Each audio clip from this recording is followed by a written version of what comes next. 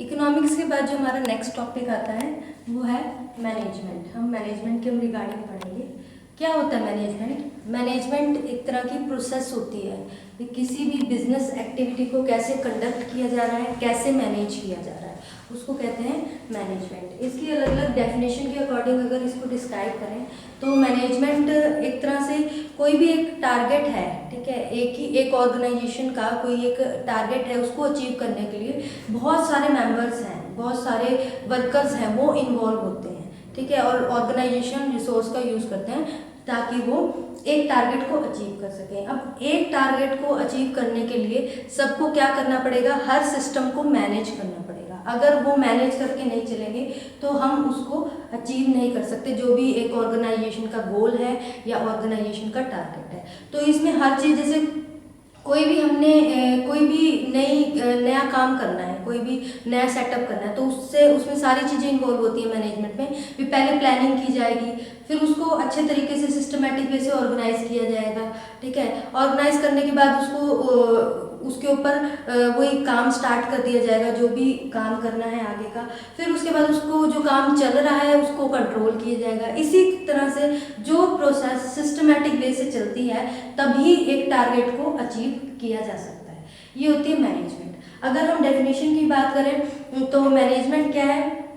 Management एक तरह की प्रोसेस है to reaching the organisational goals by the people, through the people and other by using the organisational resources का use करके।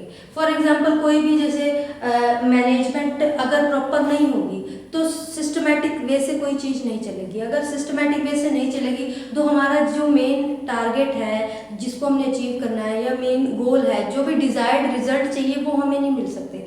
तो हर चीज़ का एक सिस्टमेटिक वे से फॉलो करने के बाद ही हमें वो डिजायर्ड रिजल्ट मिल सकते हैं, ठीक है। वैसे ही फार्मास्यूटिकल मैनेजमेंट होती है। अब मैनेजमेंट में, फार्मास्यूटिकल मैनेजमेंट में क्या आ जाता है?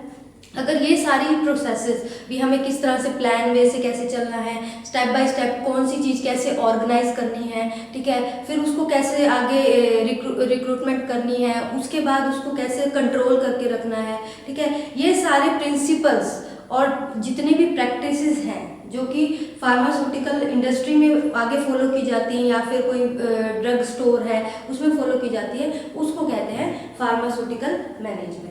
इसमें मैनेजमेंट में एग्जांपल जैसे आप छोटा सा एग्जांपल, जैसे कोई फार्मास्यूटिकल कंपनी है, ठीक है, उसमें क्या है, बहुत सारे वर्कर्स काम करते हैं। कोई काम कर रहा है क्वालिटी कंट्रोल सेक्शन में, कोई प्रोडक्शन में, कोई पैकेजिंग में, ठीक है, कोई लेबलिंग में, सब अलग अलग काम करते हैं। पर उसको प्रॉपर वे से स्टाफ को मैनेज करना, ठीक है, प्रॉपर वे से वर्क को मैनेज, काम को भी मैनेज करना, अच्छे तरीके से मैनेज होगा तभी डिजायर्ड रिजल्ट है वो हमें मिल सकते हैं। ये थी इंट्रोडक्शन की मैनेजमेंट होता गया है। अब मैनेजमेंट के ऑब्जेक्टिव्स क्या होते हैं? ऑब्जेक्टिव्स ऑफ मैनेजमेंट, इसके ऑब्जेक्टिव्स होते हैं जैसे सबसे पहले प्रॉफिट। ऑब्जेक्टिव्स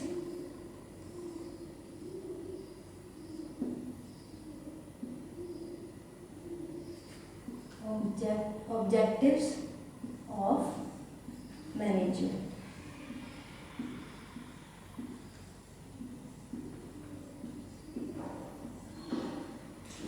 क्या ऑब्जेक्टिव्स होते हैं? सबसे पहले प्रॉफिट।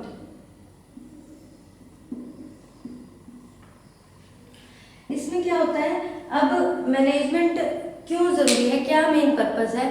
प्रॉफिट के लिए, ताकि जितना भी कोई भी वैसे बिजनेस है, कोई इंडस्ट्री है या कोई स्टोर है, कोई भी अगर मान लो शॉप है वो चला रहा है, तो वो किस लिए चला रहा है? प्रॉफिट के लिए चला रहा है, ताकि जितना उसने इन्वेस्ट किया है उतना तो उसको मिले प्लस में और उसका बेनिफिट भी हो।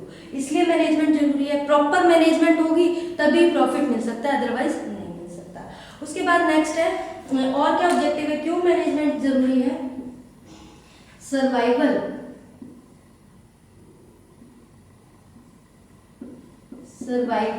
ऑफ बिजनेस के लिए।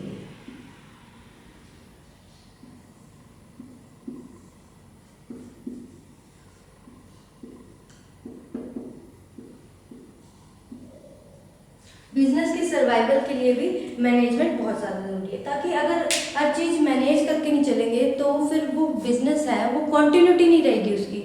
कोई ना कोई ऐसा टाइम आएगा कि वो बिजनेस लो लेवल में डिक्रीज करने लग जाएगा, उसका लेवल नीचे जाता रहेगा और धीरे धीरे क्या पता वो खत्म हो जाए।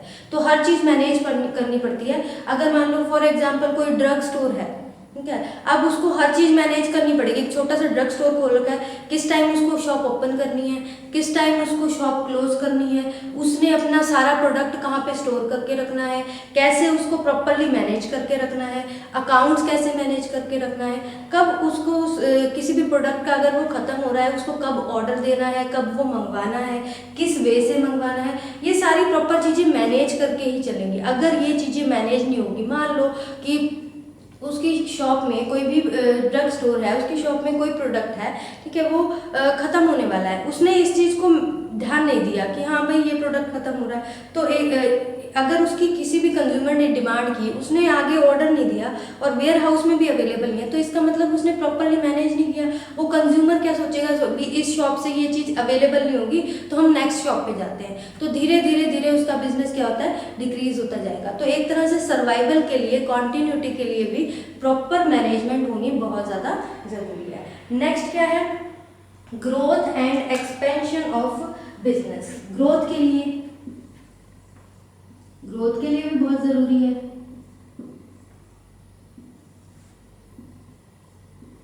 Growth and expansion.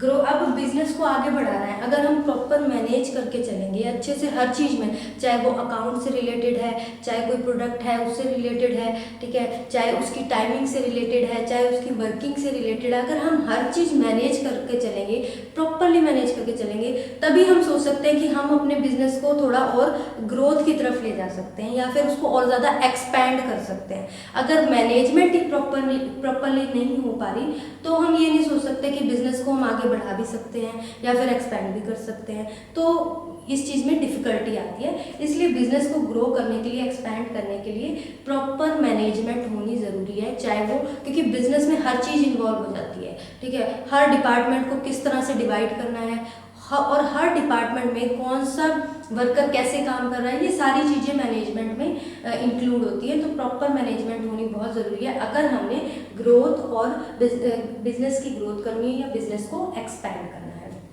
उसके बाद नेक्स्ट आ जाता है improved quality of goods on fair prices. एक प्रोडक्शन करनी किसकी, improved quality of goods on reasonable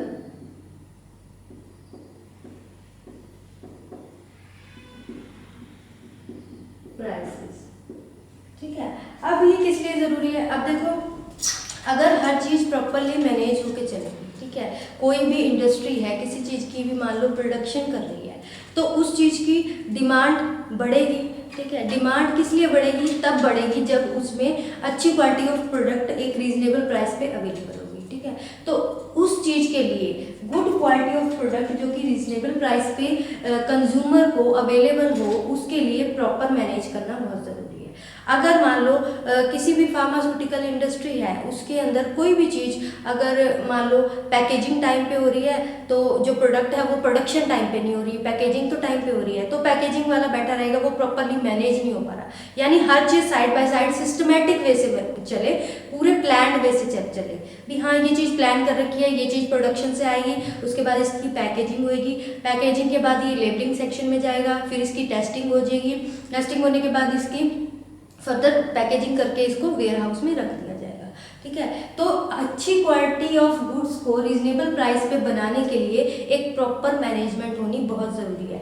एक इंडस्ट्री के अंदर, फार्मास्यूटिकल इंडस्ट्री के अंदर अगर वो प्रॉपरली मैनेज नहीं हो पा रहा सिस्टम, कोई भी एक डिपार्टमेंट है या कोई भी एक सेक्शन है जो कि उसको प्रॉपरली सिस्टमैटिक वे से नहीं उस चीज़ को अवेलेबल करवा पा रहा या फिर सिस्टमैटिक वे से वो काम नहीं कर पा रहा, तो ये चीज़ डिफ़िकल्ट हो जाएगी। अच्छी क्वालिटी का प्रोडक्ट डिज़ायर्ड रिजल्ट नहीं मिल पाएंगे, सही टाइम पे नहीं मिल पाएंगे, तो इसका मतलब वो प्रॉपर मैनेजमेंट नहीं हो पा रही। प्रॉपर मैनेजमेंट नहीं हो पा रही तो इसका मतलब जो गोल जो है हमारा टारगेट है वो हम नहीं अचीव कर पाएंगे।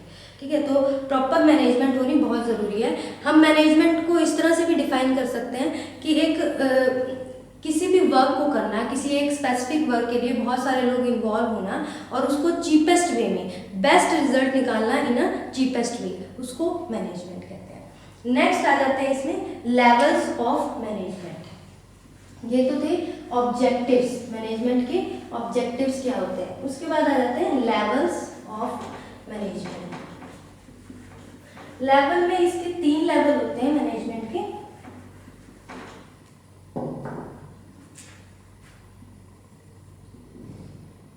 लेवल्स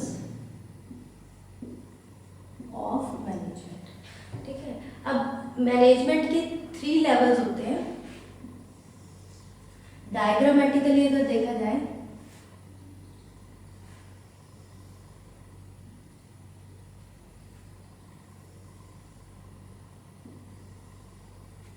ये जो नीचे वाला लेवल होता है इसको कहते हैं lower level.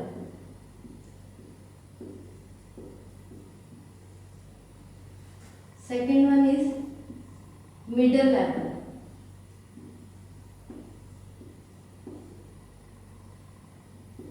Middle level.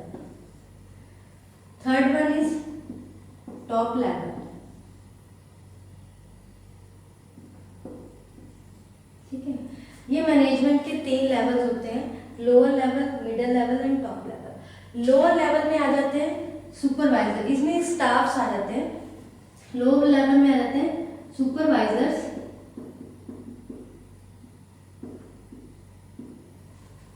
Superintendents,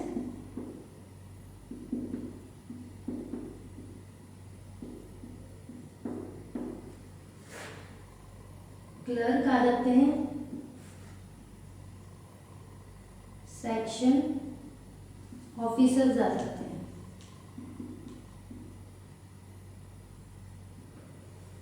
ये आ जाते हैं लोअर लेवल में। उसके बाद आ जाते हैं मिडिल लेवल। मिडिल लेवल में आ जाते हैं HODs आ जाते हैं, जिसको हेड ऑफ डिपार्टमेंट कह देते हैं। ब्रांच मैनेजर्स आ जाते हैं,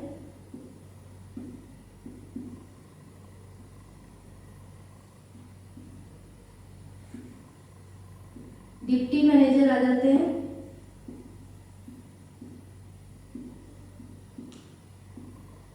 और असिस्टेंट मैनेजर।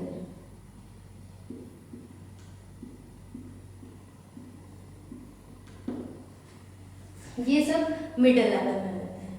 टॉप लेवल में जो थर्ड लेवल हमारा आ जाता है टॉप लेवल, इसके अंदर बोर्ड ऑफ डायरेक्टर्स आ जाते हैं,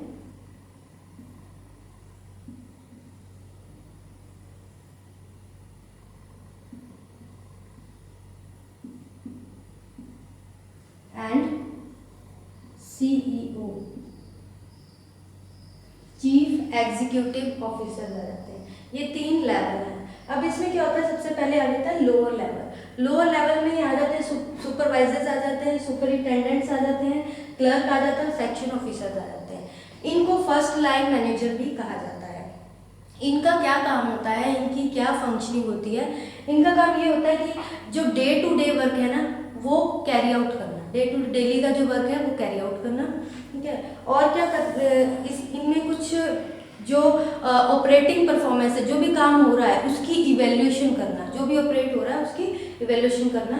और जो नीचे के और जो नीचे लेवल के जो भी वर्कर्स हैं उनको इंस्ट्रक्शंस देना, उनको सुपरवाइज करना, उनको मशीन्स और टूल्स जो भी हैं इंडस्ट्रीज के अंदर उनको वो प्रोवाइड करना। ठीक है, और अगर मशीन्स एंड टूल्स में कोई प्रॉब्लम है उनको मेंटेन करके रखना, उनकी चेकिंग करना, और जो भी काम HOD के द्वारा, HOD के थ्रू जो दिया जाता है उसको पूरा करना। ये काम होता है लोअर लेवल का।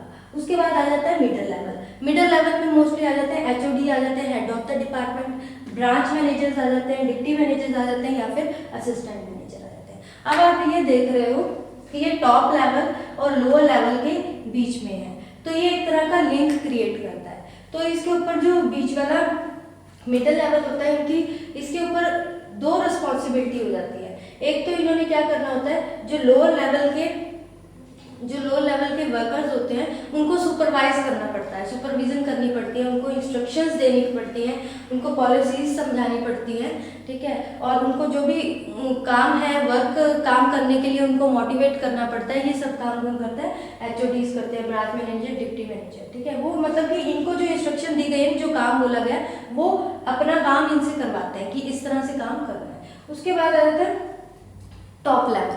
टॉप लेवल में क्या होता है? एक तरह से वो ऑनर आ जाते हैं, बोर्ड ऑफ डायरेक्टर्स आ जाते हैं, ठीक है, चीफ एग्जीक्यूटिव ऑफिसर आ जाते हैं, ठीक है। अब इनका क्या काम होता है? ये जैसे सबसे टॉप लेवल पे होते हैं, ठीक है, तो इन कोई भी इम्पोर्टेंट डिसीजन है regarding their business, regarding their जो भी उनका वर्क है, वो डिसीजंस कौन लेते हैं? सीईओ या फिर बोर्ड ऑफ डायरेक्टर्स लेते हैं। और क्या करते हैं? अपॉइंटमेंट, जो एचओडीज होते हैं, डिप्टी मैनेजर्स होते हैं, इनको भी अपॉइंट करते हैं, इनकी वेजेस और सैलरीज वगैरह वो भी यही डिसाइड करते हैं। और क्या काम होता है इनका?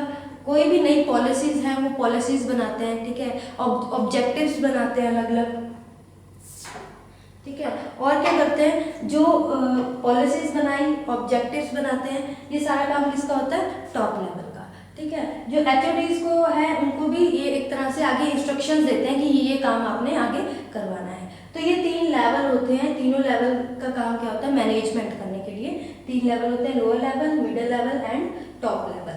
3 लेवल्स आ जाते हैं। उसके बाद आ जाता है फंक्शनिंग और प्रोसेस ऑफ मैनेजमेंट। ये तीनों लेवल के बाद प्रोसेस आ जाती है, प्रोसेस ऑफ मैनेजमेंट। इसमें अलग अलग स्टेप आ जाते हैं प्रोसेस ऑफ मैनेजमेंट में।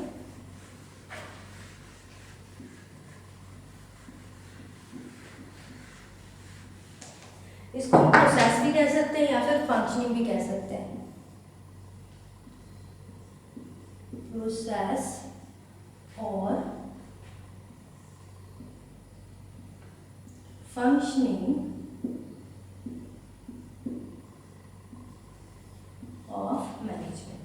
अब इसमें क्या होता है? इस प्रोसेस में अलग अलग प्रोसेसेस इन्वॉल्व होती हैं। वो कौन कौन सी होती हैं? सबसे पहले प्लानिंग,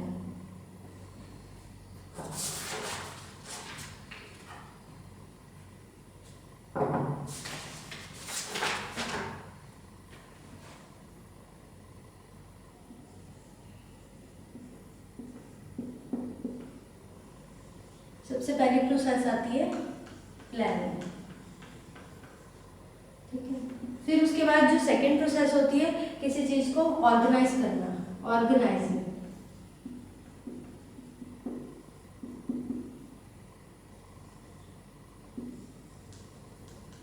ऑर्गेनाइजिंग के बाद आ जाता है स्टाफिंग।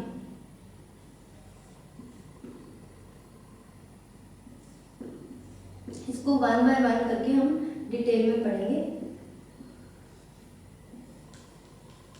ऑर्गेनाइजिंग के बाद स्टाफिंग, स्टाफिंग के बाद डायरेक्टिंग, या फिर हम इसे लीडिंग भी कह सकते हैं, लीडिंग। अब ये किस किस वे में कर सकते हैं? कम्युनिकेट करके,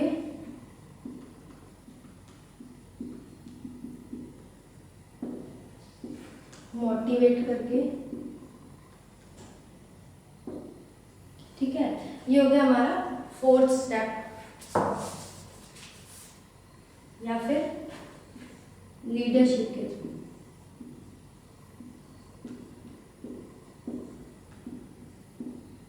ठीक है, ये हो गया हमारा 4th प्रोसेस या फिर 4th स्टेप कह सकते हैं इसको। उसके बाद जो नेक्स्ट स्टेप है वो है हमारा कंट्रोलिंग।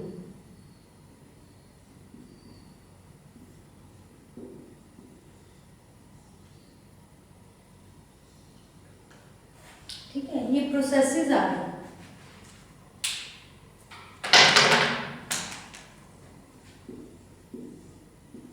फर्स्ट प्रोसेस क्या है? प्लानिंग, फिर ऑर्गेनाइजिंग, फिर स्टाफिंग, उसके बाद डायरेक्टिंग या फिर लीडिंग भी कह सकते हैं। उसके बाद लीडिंग और डायरेक्शन कैसे कर सकते हैं? कम्युनिकेट करके, मोटिवेट करके, या फिर लीडरशिप के थ्रू। और उसके बाद जो लास्ट हमारी 5th जो प्रोसेस है या फंक्शनिंग है वो है कंट्रोलिंग। अब हम इसको वन बाय वन करके स्टडी करेंगे। सबसे पहले आ जाता है प्लानिंग। प्लानिंग में क्या होता है, हम प्लानिंग लेते हैं। प्लानिंग किसी भी चीज़ को करने से पहले हम पहले इमेजिनरी, ठीक है, हाइपोथेटिकली सोचते हैं, ठीक है, जजमेंट लगाते हैं कि हमारा मेन टारगेट क्या है, मेन ऑब्जेक्टिव क्या है, हमने ये चीज़ हमें अचीव करनी है। तो उसे अचीव करने के लिए हमें क्या क्या करना पड़ेगा, पहले ऑब्जेक्टिव डिसाइड कर लेते हैं, ठीक है, और उसके बाद देखते हैं भी किस रूल से किया जाए, स्ट्रेटेजी क्या अपनाई जाए इसको अचीव करने के लिए, ठीक है। अब वो स्ट्रेटेजीज के साथ और रिसोर्स, कौन कौन से रिसोर्स की जरूरत पड़ेगी, ठीक है, फाइनेंस कहाँ से आए, तो ये सारी चीज़ें प्लानिंग की जाती है भी क्या करा जाए, कैसे किया जाए और कौन कौन उस चीज़ में इन्वॉल्व होएगा। छोटा सा एग्जांपल देती हूँ, जैसे अगर हमें पिकनिक के लिए भी जाना है तो हम प्लान करते हैं कि कौन सी डेस्टिनेशन है, कहाँ पे जाना है, ठीक है, कैसे जाना है, ठीक है, बाय एयर जाना है, बाय रोडवेज जाना है, बाय सीज जाना है, कैसे जाना है वो प्लान करेंगे। फिर कौन कौन जाएगा, ठीक है, कब से कब तक जाना है, इस तरह से प्लान कर लिया जाता है। वैसे ही मान लो अगर किसी ने एक फार्मास्यूटिकल कंपनी, अपनी एक फार्मास्यूटिकल प्लांट खोलना है, तो वो क्या करेगा, सबसे पहले तो वो ये देखेगा कि साइट कौन सी है, ठीक है, कहाँ पे कौन सी साइट है, ठीक है, उस साइट को देखने के बाद एरिया कितना है, ठीक है, एरिया देख लिया। फिर उसके बाद ये देखा जाएगा कि लाइसेंस है या नहीं, मैन्युफैक्चरिंग लाइसेंस है या नहीं है, वो देखा जाएगा। उसके बाद फिर ये डिसाइड किया जाएगा कि ये तो हो गया, लाइसेंस भी हो गया। उसके बाद जो गुड्स हैं वो कहाँ से लाएंगे, रॉ मटेरियल कहाँ से लाएंगे एक फिनिश्ड प्रोडक्ट बनाने के लिए, ठीक है, और उसके बाद फिर फाइनेंस कहाँ से आएगा, ये सारी चीज़ें इंक्लूड हो जाएंगी, ये आ जाती हैं प्लानिंग के अंदर। प्लानिंग के अंदर सारी चीज़ें प्लान की जाती हैं, इमेजिनेशंस की जाती हैं, ठीक है। और प्लानिंग से क्या होता है, प्लानिंग हेल्पफुल होती है भी हम रिसोर्स को कैसे यूज़ करेंगे, कैसे यूज़ कर सकते हैं हम रिसोर्स को। प्लानिंग हेल्पफुल होता है कि हर चीज़ को सिस्टमैटिक वे से चलाने के लिए, जिसके कारण क्या होता है हमें डिजायर्ड रिजल्ट मिल सके, ठीक है। तो ये पहली जो प्रोसेस है फंक्शनिंग की, और जिसको हम क्या होता है प्रोसेस भी कह सकते हैं, फंक्शनिंग भी कह सकते हैं मैनेजमेंट की, वो है प्लानिंग, ठीक है। प्लानिंग के बाद अब प्लानिंग हो गई, ठीक है, फाइन। अब आ जाता है नेक्स्ट स्टेप ऑर्गेनाइजिंग। अब जो हाइपोथेटिकली जो हमने सब कुछ सोचा है, ठीक है, इसमें भी प्लानिंग में प्रॉपर मैनेजमेंट जरूरी है। ऐसा नहीं कि कुछ भी हाइपोथेटिकली सोच रहे हैं कि आगे वो चीज़ पॉसिबल ही ना हो, इस तरह से नहीं होनी चाहिए प्लानिंग। उसके बाद ऑर्गेनाइजिंग जो स्टेप है, इसमें क्या हमने सब कुछ सोच लिया, हमारे दिमाग में इमेजिनेशंस हो गई, हमने आइडियाज़ रख लिए कि हमने ये सब कुछ करना है, कैसे करना है, सोर्स कहाँ से आएगा, ये सब कुछ आ गया प्लानिंग में। अब उसको एक तरह से रियल सिचुएशन में डालना है, रियल पिक्चर में डालना है, उसको कहते हैं ऑर्गेनाइजिंग। ऑर्गेनाइजिंग में क्या होता है सब चीज़ें अरेंज करना, ठीक है, कि हाँ हमने ये प्लान कर लिया कि हमें ये अब मैन्युफैक्चरिंग प्लांट खोलना है, तो अब उसको ऑर्गेनाइज करो, फाइनेंस का अरेंजमेंट करो, साइट डिसाइड करो, कहाँ कौन सी साइट पे आपने वो मैन्युफैक्चरिंग प्लांट बनाना है, ठीक है, ये हो गया। और क्या होता है लाइसेंस की प्रोविज़न है, लाइसेंस लेकर आओ अपना, ठीक है, कि मैन्युफैक्चरिंग लाइसेंस होना चाहिए, ठीक है, वो तो सब कुछ प्लान किया था। अब उसको सारा कुछ किस में डालना, रियल सिचुएशन, हाइपोथेटिकल को कन्वर्ट करना है रियल सिचुएशन के अंदर, कि ये सारी चीज़ों का अरेंजमेंट करना, ऑर्गेनाइज करना, ठीक है। अब कौन कौन सा काम है, ठीक है, सेक्शंस बना दिए, अब सेक्शन बनाने के लिए काम कौन कौन करेगा, उस काम के लिए सबको असाइन करना, ये सारी चीज़ें ऑर्गेनाइज करना, ठीक है, सब कुछ हो गया, ऑर्गेनाइजेशन हो गया, ऑर्गेनाइजिंग हो गया। फिर अगली स्टेप क्या आ जाता है मैनेजमेंट में, वो होता है स्टाफिंग। हमने सब कुछ ऑर्गेनाइज कर लिया, पूरा सेटअप कर लिया कि हाँ हमने साइट हमें मिल गई, ठीक है, उसमें सारी मशीन्स वगैरह लगा दी, हमारे पास मैन्युफैक्चरिंग लाइसेंस भी है, ठीक है, रॉ मटेरियल भी है, ठीक है, फाइनेंस भी है, सब कुछ हमारे पास अवेलेबल है। अब हमने क्या करना है, अब जो उस सारा जो पूरा बिल्डिंग पूरा सेटअप बनाया है उसको चलाने वाला भी तो होना चाहिए, उसमें काम करने वाला भी होना चाहिए। तो उसके लिए क्या किया जाता है, नेक्स्ट स्टेप स्टाफिंग, स्टाफ रखा जाता है, स्टाफ की रिक्रूटमेंट की जाती है, ठीक है। इसमें क्या होता है अलग अलग देखा जाता है कौन सा स्टाफ किस चीज़ के लिए कैपेबल है, उसके अकॉर्डिंग उसको वो जॉब दी जाती है कि किस काम के लिए वो कैपेबल है, वो काम दिया जाता है, ठीक है। स्टाफिंग में हर तरह का स्टाफ रखा जाता है। स्टाफ रखने के बाद प्रॉपरली, जैसे पहले तो रिक्रूटमेंट की जाती है, अभी हाँ भाई इस चीज़ की रिक्रूटमेंट है, फिर उसके बाद उनका इंटरव्यू होता है, इंटरव्यू के बाद उनका सिलेक्शन किया जाता है, सिलेक्शन के बाद उसका रिप्लेसमेंट किया जाता है, भी हाँ इसको इस सेक्शन में यहाँ पे रखा जाए, इसको इस इंडस्ट्री में भेजा जाए, ये सब आ जाता है स्टाफिंग के अंदर। ठीक है, इसमें इसको फिर स्टाफ को ट्रेनिंग भी दी जाती है, ट्रेनिंग के बाद उसको काम बताया जाए, काम करने लग जाता है, धीरे धीरे अगर मान लो वो काम उसका अच्छा होता है तो आगे उसकी प्रमोशन होती है, इंसेंटिव, ये सब स्टाफिंग में इंक्लूड होता है। अब जो स्टाफिंग भी हो गई एक प्रॉपर मैनेजमेंट के लिए, जो इसका प्रोसेस नंबर 3 था। ठीक है, जो प्रोसेस नंबर 2 था, ये यहाँ से एक्चुअली जो प्रैक्टिकल जो मैनेजमेंट का पॉइंट है ना, प्रैक्टिकल फंक्शनिंग यहाँ से स्टार्ट होती है। वहाँ पे तो सिर्फ इमेजिनेशन हो रही थी। स्टाफिंग के बाद हम आ जाते हैं, जो नेक्स्ट स्टेप है हमारा, नेक्स्ट जो फंक्शनिंग है या प्रोसेस है उसको कहते हैं डायरेक्टिंग एंड लीडिंग। ठीक है, अब क्या कर लिया, सारा स्टाफ तो रख लिया, ठीक है, सबको अपनी अपनी ड्यूटीज असाइन कर दी, लेकिन अब उसको डायरेक्शन भी तो देनी पड़ेगी, भी हाँ आपको इंस्ट्रक्शंस देनी पड़ेंगी, ऑर्डर्स देने पड़ेंगे कि आपको कौन सा काम करना है और वो काम कैसे करना है। एक तरह से कोई भी काम करने के लिए उसको मोटिवेट करना पड़ेगा कि हाँ आप ये कर सकते हो, इसको ऐसे करो, हमें इतने टाइम में ये अचीव कर लेंगे, ये टारगेट है हमारा, इतना ऑर्डर आया है, ये सब कुछ हमें करना है, उसको मोटिवेट करना और उसको इंस्ट्रक्शंस देनी है, उसको ऑर्डर्स देने हैं। वो कैसे दे सकते हैं हम, कम्युनिकेशन के थ्रू, उसको कम्युनिकेट करके। ठीक है, और एक तरह से पूरी जैसे लीडरशिप क्वालिटी, अगर मान लो डायरेक्शन करनी है, लीड करना पड़ता है, ऐसा तो नहीं ना सारे एक साथ ही सब काम करने लग जाएंगे, एक लीड करने वाला भी होना चाहिए कि हाँ भाई आपको बता रहा है, डायरेक्शन दे रहा है कि आप इसको ये काम करना है, इसको ये काम करना है, सबको अपनी अपनी ड्यूटीज असाइन करनी, सबका जो काम है वो चेक करना। ठीक है, कोई प्रॉब्लम है उसको रिजॉल्व करना, तो एक लीडरशिप भी इसमें आ जाता है। लीडरशिप क्वालिटी से भी लीड करके कोई आगे चलने वाला हो ताकि बाकी सब उसको फॉलो कर सके और उस काम को करने के बाद डिजायर्ड रिजल्ट जो अचीव करना है गोल, वो ऑर्गेनाइजेशनल गोल को अचीव कर सके। उसके बाद जो हमारा लास्ट स्टेप आ जाता है वो है कंट्रोलिंग। देखो सारी चीजें होगी, प्लान कर लिया हमने, ठीक है, ऑर्गेनाइज भी कर दिया कि हमने एक फार्मास्यूटिकल प्लांट लगा दिया, प्रॉपर मैनेजमेंट के लिए ऑर्गेनाइजेशन भी जरूरी है, ऑर्गेनाइज कर दिया। अब वहाँ पे स्टाफ भी रख दिया, ठीक है, जैसे जैसे जिसकी जो भी कैपेबिलिटी है काम करने की, वो अपना स्टाफ भी यहाँ पे अवेलेबल कर दिया। ठीक है, उसको डायरेक्शन भी दे दी, काम बता दिया आपको ये काम करना है, ठीक है, उसको ऑर्डर दे दी, उसकी इंस्ट्रक्शंस दे दी, लीडरशिप क्वालिटी भी लीड भी कर दिया उसको भी, हाँ इस तरह से करना है, वो सारे वर्कर उसके पीछे वो जो भी काम बताएगा वो काम करेंगे।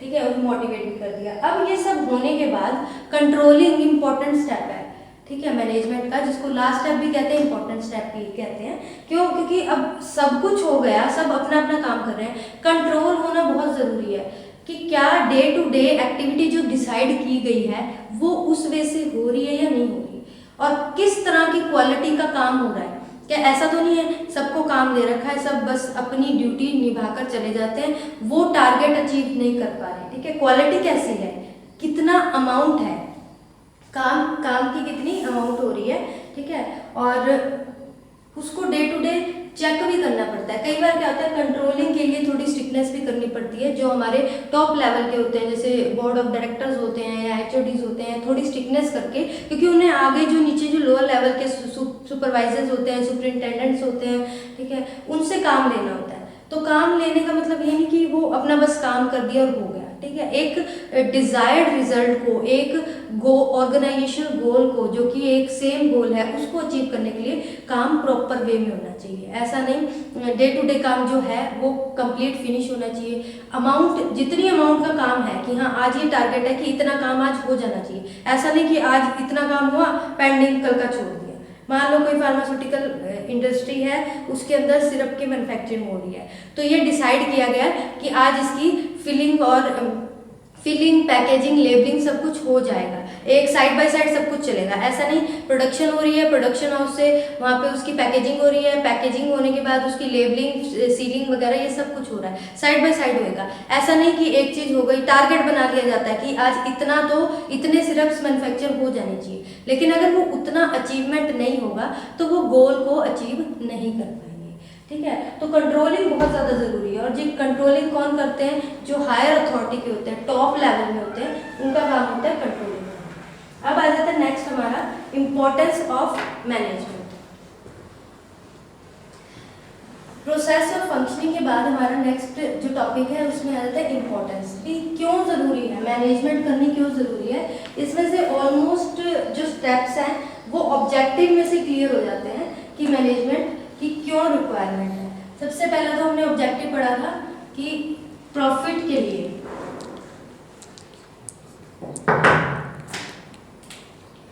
Importance of management.